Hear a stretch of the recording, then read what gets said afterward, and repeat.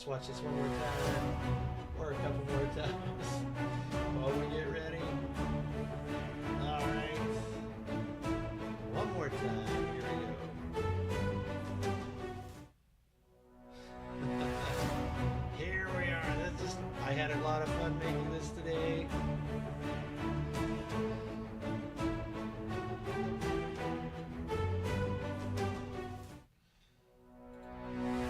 All right, everybody, welcome to Nerdgasmic Live.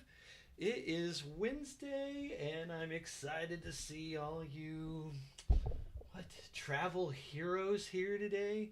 Just excited to have another weekly Nerdgasmic Live, and today's live is all about the big mistakes that you should avoid while you travel.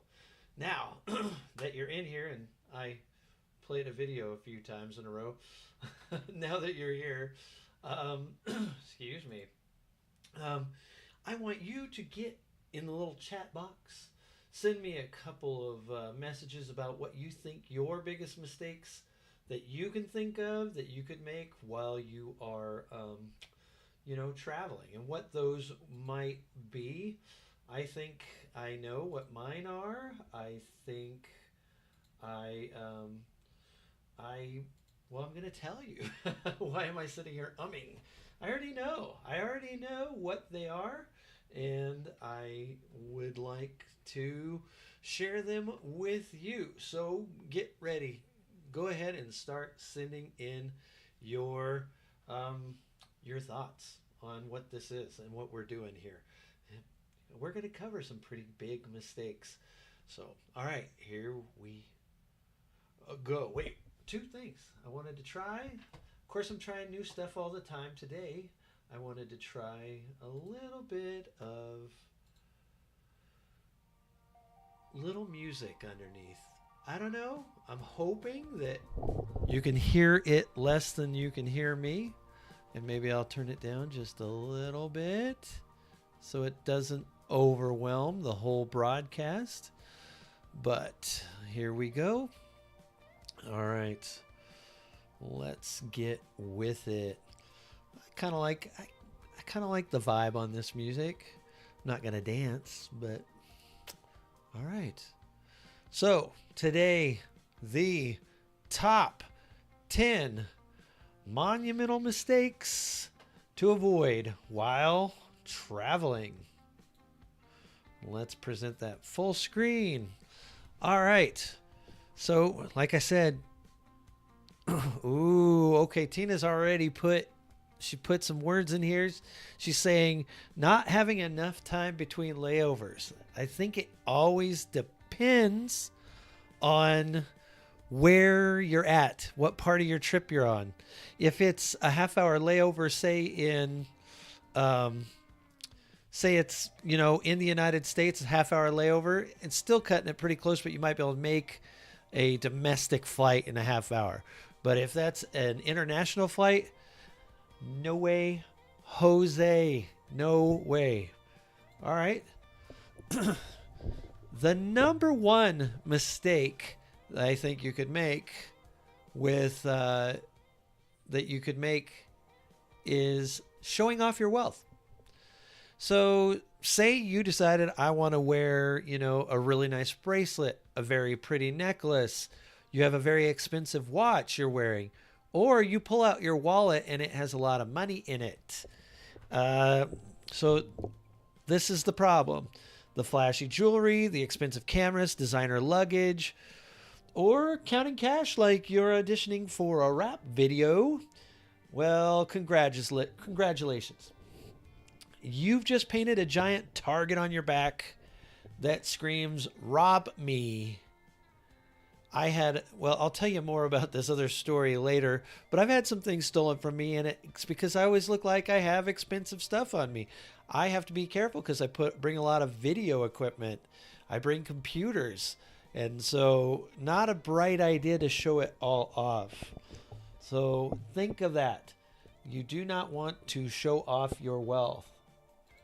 2, not checking your passport date. That's a scary one.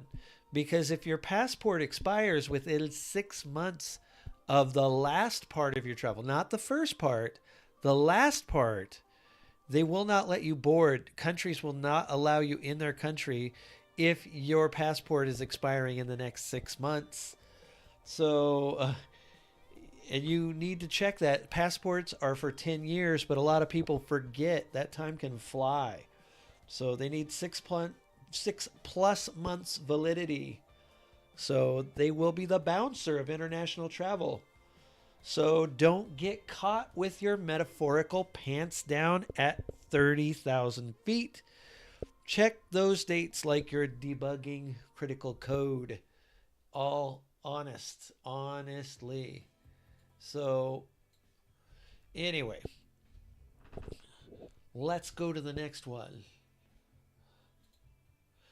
Losing your cool. Oh, I'll tell you a little story. So, the first time I went on an international trip with my mom, I started from here in Tucson. My flight was supposed to go to Denver and then to Houston and then to London. It was a terrible schedule. But when I got there, my flight was delayed an hour. I didn't have an hour that I could use in Denver to transition to Houston. So I immediately went to I went and got it changed, but it got my mood a little off. And then when I got on the next one, they were flying me directly to Houston, and then the air conditioner wasn't working. We were on the tarmac for a half hour, 45 minutes in June temperatures in Arizona. That's hot, people. That is very hot. Then when we got to Houston, our flight got delayed for about 11 hours. I lost it. I lost it completely, and I looked like an idiot, but I was mad. So were a lot of other people, but I was really mad. My mom had to calm me down. Kelly, you're a little too excited. We did show up late into London. I think it was actually only about it was still about 5 hours late, but when you're on an international trip, you do not want to be showing up that late. So, but worse than that, looking like an idiot because you can't keep it together is worse. Another example.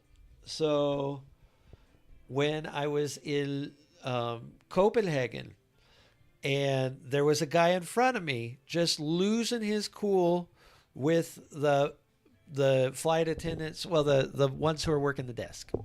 Anyways, and he looks like an idiot. I walked up. I said, I want to apologize. Not all of us Americans act like that. And the guy behind me, who was just yelling, walked up and apologized. But you do not want to look like what people consider the typical American tourist. Let's see. Anybody else? Tina's still got the number one comment on what's a bad thing to do, big mistake. Okay, ignoring ATM fees. There are a lot of sketchy ATMs that charge more fees than a mobile game. So just know some ATMs will charge exorbitant fees. I'm not even making a joke. They will charge you sometimes 30% of what you're trying to pull out. It's ridiculous. You need to be really careful about it because a lot of people are like, they just don't know. They say they want $50, so they type in $50. Well, their $50 ends up costing them $70 or $80. No, don't do it. You've got to pay attention. That's a huge, huge warning for this. So you need to stick with legitimate ATMs. Avoid airport machines at all costs. Wait till you get into town. Find a national bank, but even some of those are starting to be super sketchy. So you just need to be careful. Okay. Carrying too much cash. Number 5. Well, the problem with that is these pickpocketers know when you have cash. It's because you're a little nervous about your wallet when you have extra cash. It's true. You're kind of protecting yourself a little bit more, but you're not as aware as you think you are, and they can get you. So I would keep 100 euros in Europe or less on you at all times. 50 is probably about the most you really want. I know you can get up to 100, but 50 at any one time, means you don't lose as much if somebody pickpockets you. The best deal, even though it's not good everywhere, is to have your credit card on you to pay for things. Because most of Europe takes credit cards unless you're in rural Europe.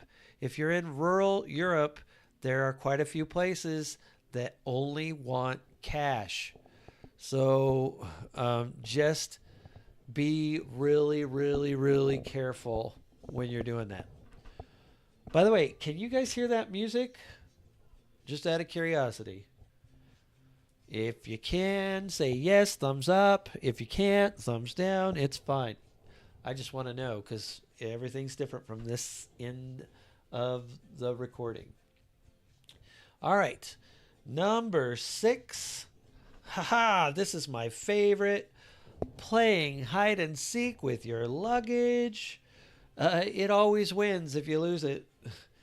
So if you're leaving your bags unattended, it is a good chance somebody is going to grab it. Even say you're on the train and it's above your head. Oh, where did I get that thought? Oh, where did I get that thought? Okay. If it's above your head, you might not be keeping as good an eye on it. I got thousands of dollars worth of equipment stolen from me because I didn't pay good enough attention to a bag that was above my head. Lots of video equipment, a nice computer, probably my favorite camera I've ever had, all got stolen. My action camera, it was a lot of stuff.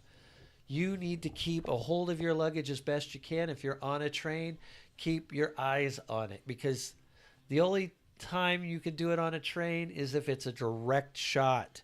If your train is stopping at your stop and somebody else, and at the start, starts at the one and ends at the final, but doesn't stop in between, fine, leave your luggage where it is.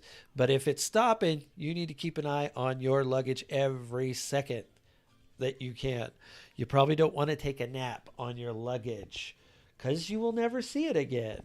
So if you're going to the bathroom, you either take it with you if you're by yourself, or your partner, your travel partner, they're keeping an eye on it.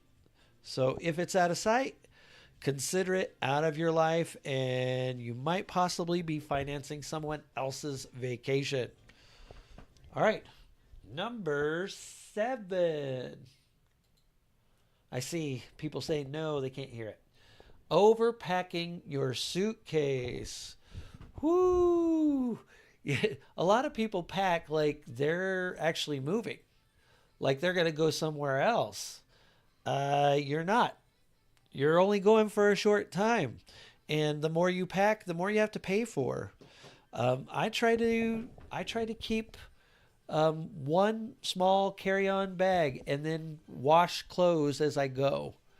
And I still do. It's probably a mistake. I often pack at least sandals and a pair of comfortable shoes, but sometimes I pack sandals, a pair of comfortable shoes, and a nice pair of shoes. That's not necessarily the best way to do it.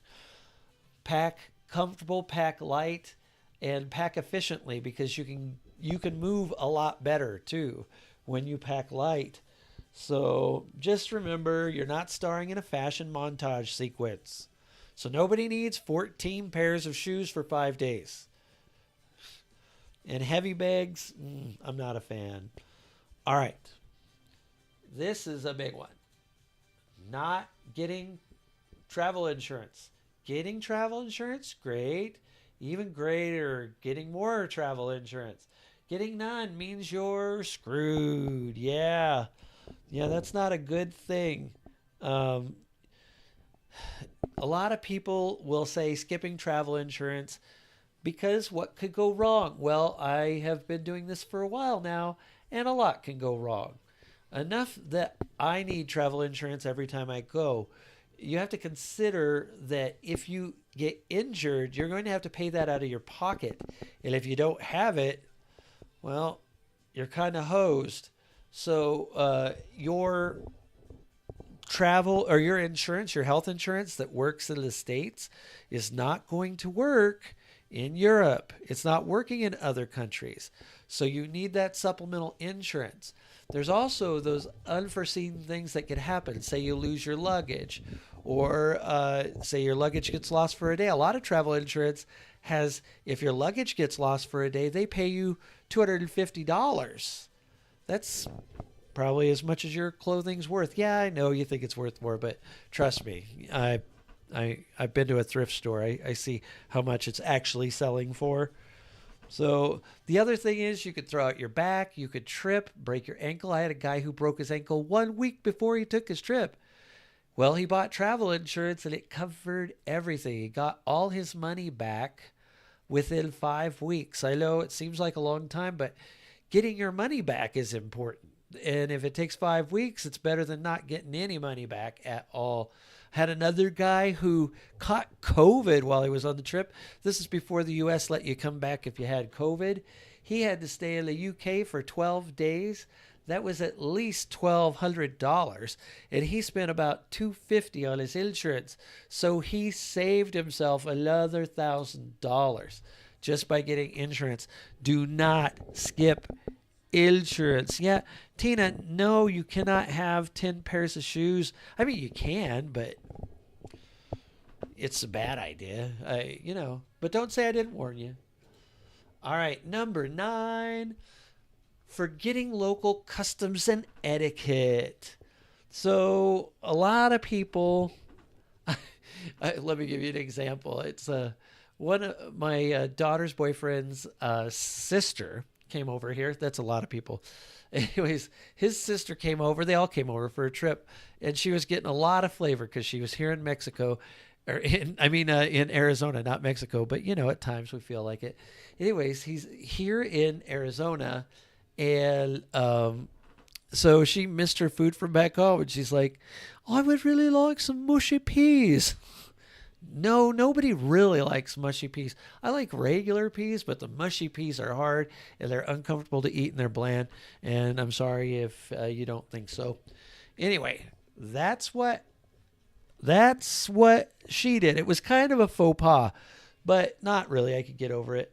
But if you ignore certain local customs just because you are a narcissist, well, sometimes things like dress codes and etiquette are not suggestions. They're the difference between respect and becoming an internet meme. True. You might look like an idiot. Now, most of the time you won't. They handle people in shorts and t-shirts. It's not usually a problem. But in some places, say you're wearing your bikini on the beach and you come up to the main street to get food, that's actually offensive to them. They want you to be dressed like a normal person before you come into their restaurant. Now, some beaches have all that right there on the shore, and that's fine. But you've got to consider, even in those places where topless beaches are acceptable, they don't want somebody just in their bikini, let alone topless. They expect you to come in clothed and respectable. So you have to remember there are things that you can't do in other countries that you do here. So you need to look it up. So 5 minutes of research beats a lifetime of cringe. So when in Rome, don't act like you own the place. It's big. It's huge. It's huge. All right. And then skipping a backup plan.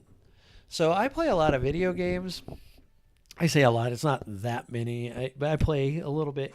Not every day, but every 2 days. I don't know. I play a bit. Anyway, everybody knows if you're doing something important in a video game and it's really tough to do, you should save your spot. You should Save it so you don't have to go back to the beginning and waste all that time trying to do the same thing you were doing before. So having a backup plan is that important. Sometimes you should have two backup plans. A couple years ago, I was in Greece. I had a plan to fly to Iceland so I could see the volcano while it was erupting. And, well, they sent me a message and said they'd canceled my flights. I could not fly to Iceland. Well, I needed at least 5 days of something to do because after Greece, I had a 5-day break until my mom and my daughter showed up, and that was supposed to be taken up by Iceland. Well, that didn't go. So I went to Rome because it was close and I could afford it. And so I flew from Greece to Rome and I went visiting. I had a great time. I even went to, it was great because it was 2021 and a lot of countries were barely accepting people in. Nobody was in the Vatican museums. I got to go through things by myself. It was amazing. I felt like a VIP. People would pay for the experience that I had. So anyway, those are my 10 things. Does anybody else have some things that they might think of that are, it's a mistake to go without? Let's see. Anybody? Bueller. Some of the mistakes, there's more that you could make. There are a lot more mistakes that you could make. But those are the ones I think that are huge. I think there's a couple mistakes thinking it's easy to get into town from the airport. If you've done no research on how to do that and you didn't book transfers ahead of time, you're probably making a mistake. So for me, I haven't really been caught in that situation because that's one of the things I'm most nervous about is how do I get around? And of course, I'd look things up ahead of time, and that's what I do. But if you don't do that and you're just wandering around, where do I go? What do I do next? I had this lady in England last November, got off the plane together. She needed to know how to get to the bus. Well, it's not an automatic, and this was the National Express in England. That's their Greyhound, but better. Anyway, so since I'd been there a few times, I thought, no problem. I'll show her where it's at. I'm in no super rush to get to where I'm going. So I walked her there, but she had no clue. I showed her the signs. I said, walk this way, take a left here, turn right there. That might not be the exact instructions, but at least I was able to help her get to that place that she had no idea how to get to. Some people hear, oh, just catch the train. Well, what if the train is 5 blocks away? One time, got a hotel at Heathrow, and there was a way to walk to it from the terminal, but I exited the terminal and I walked across the street. I did it the absolute hardest way that I could do it. And if I had done just a little bit of research, I would have walked on their skyway to the place. So research is huge. Ooh, yeah, that's a good one. US versus Euro when using a credit card. So they'll offer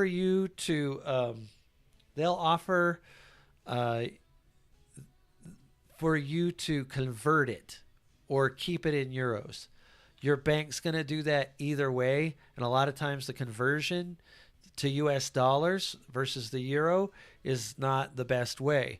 You wait till your bank converts it, and then you'll see how much it costs. But don't convert. Don't convert to the US dollar in Europe.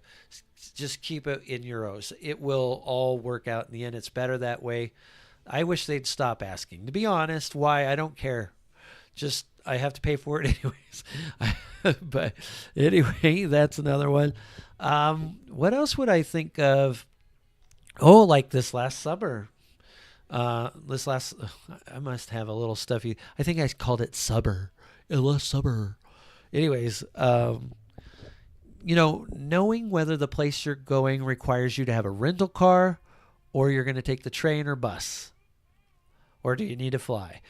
Understand what the best mode of transportation is. By the way, that's why you should go through me because I'm pretty good at it. But I've made the mistake before. I'll probably make the mistake again that, thinking, oh, I can get around without a car. Well, if you're going rural, you probably need a car. It may seem like you're staying at a place where that's got pretty easy access. And if you're staying in the town, I stayed at a resort. It was a little out of town, and it cost us every time going up and down the hill. So just so you know, you do really need to look into what the transportation is in different places. Villas, by the way, there's probably 3 or 4 ways to get to the airport from the island. What way is best for you? It probably depends on the time. So anyway, that's my thought. Okay. Anything else? Anybody else have a mistake that they can think of? Covered 10 different ones, and I covered just another couple. So, the other one, yeah, make sure you buy travel early enough. That's a common travel mistake. I had somebody today who wanted a cruise for next month. I found them one, and I told them, hey, you have to pay for this today. They never got back to me. You're going too late. You're trying to get in too late unless you're a professional like me. I kind of know if I can get in and out. I have more resources to find out too. So you don't. So you could go through me, Kelly Wins the Best Time, or watch last week's video, or you could plan ahead of time by quite a ways. My goodness. Okay. All right. Well, I'm looking. I don't see any more chats. So I think what I'm going to do, I'm going to call it a night and end the stream here. Now, just remember, this is Kelly from Nerdgasmic Adventures saying, stay adventured.